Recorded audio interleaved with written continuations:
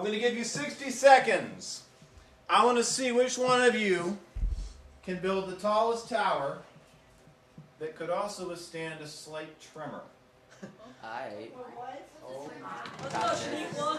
So, are you guys ready? Oh yeah. On your mark, get set, go. You guys can Slow cheer down. for him. Go, Shanika!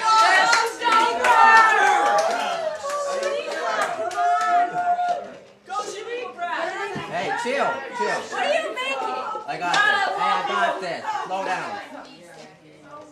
Remember, you get points for being the tallest. That's so cool. Tallest. Go, Fred! Go, Fred! Go, Fred! What the heck are you building? You're gonna fail. You're gonna fail. Blow it! Blow it! 30 seconds. Chill. I got this. Go faster. I think you're gonna fall. Go on it! Jesse! Come on, Brad. I got this. His gonna fall. 15 seconds left. Brad, shake the table! Jesse, shake it! Come on, Brad. 10, 9, 8, 7, 6, Brad, 5, hurry. 4, 3, 2, 1. Shake Time the ends table. up. All right. Does taller always mean more secure? Nah. Okay. And Shaniqua's tower is really more of a mound than a Hey, tower, hey. but that's okay. Now, here comes the real test.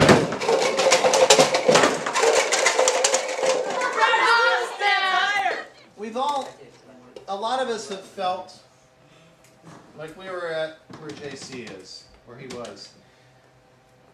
He tried to create his own identity. And it wasn't very successful. Everything he tried fell apart. In fact, it got so bad that he wound up stealing from his parents to feed his drug habit that he got addicted to while he was trying to create his own identity. But he did see something in the midst of all that that was encouraging. He saw a little glimpse of God's story, and how God's story is actually bigger and worth it. You guys might not have caught it, but he said the best times in his life were where he went on mission trips. And he'd get back, and he'd swear he's never going to do that stuff again that he was doing. And yet, he'd slowly slip into it yet again. I know a lot of people who've made those promises. I know a lot of people who failed at those promises because they were trying to write their own story. They failed because they grabbed the pen out of God's hand to try and write their story. Because they think they can do better. JC's problems could have been solved if he'd done one thing. If he'd let God write his story for him. In those few moments after a mission trip, he realized that God could do a much better job because God sees more. But he didn't. And a lot of us don't do that. We don't trust God. We're afraid. And I have had days where I trusted God to write my story for me. I have had days where I didn't. And the worst part about those days where I didn't trust God to write my story,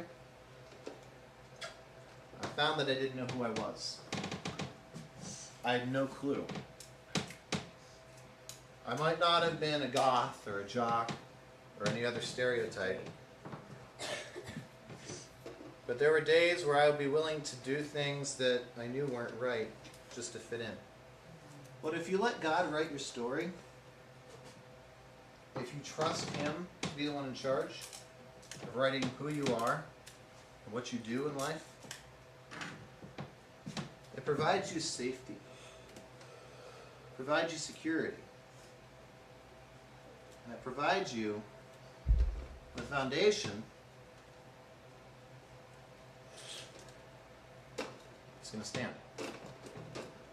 Because God not only knows where you've been and where the rest of the world's been, He's got the materials you need to keep yourself from falling, to keep yourself from falling apart. God created you for so much better than we can do on our own. He's the only one that knows every detail about your life, even the stuff that hasn't happened yet. So let him write your story. Let him be the one in charge of who you are and what you become, because whatever he can do is a whole lot better than we can do on our own.